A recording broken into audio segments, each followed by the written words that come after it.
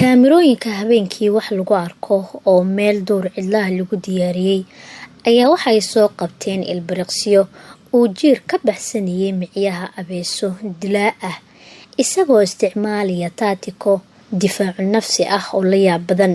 Koox cilmi baarayaal ah ayaa waxay soo bandhigeen sida uu jiir yar oo ay u bixiyeen magaca jiirkii ninjiyaha uu kaga baxsaday abeeso u gaatamisay oo doonaysay in ay ugaarsato.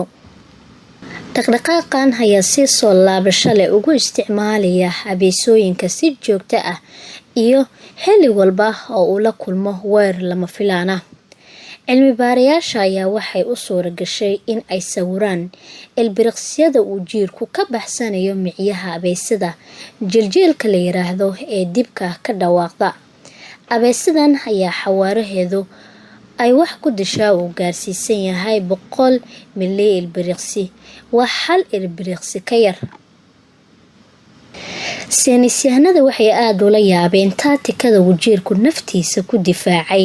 Waxa uu adeegsaday lugihiisa si naftiisa ugu dheereeyo khatarta abeesada.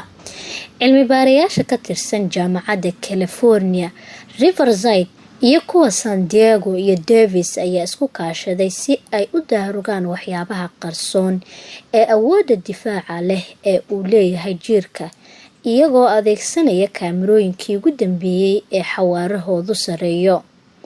Markii ay meel duura ku diyaariyeen kaamirooyinka aragga habeenkii ayaa waxay soo qabteen kaamirooyinkaasi jiir haraanti isaga difaacaya abeeso doonaysa in ay ugaarsato. Falcelin degdeg ah oo xawaaraheedu uu gaaraya 70 milli ilbiriqsi. Daraasadan habka difaaca jiirka waa abeesooyinka uga hortago waxaa lagu faafiyay joornaalka Biology-ga ee jaamacadda Lina.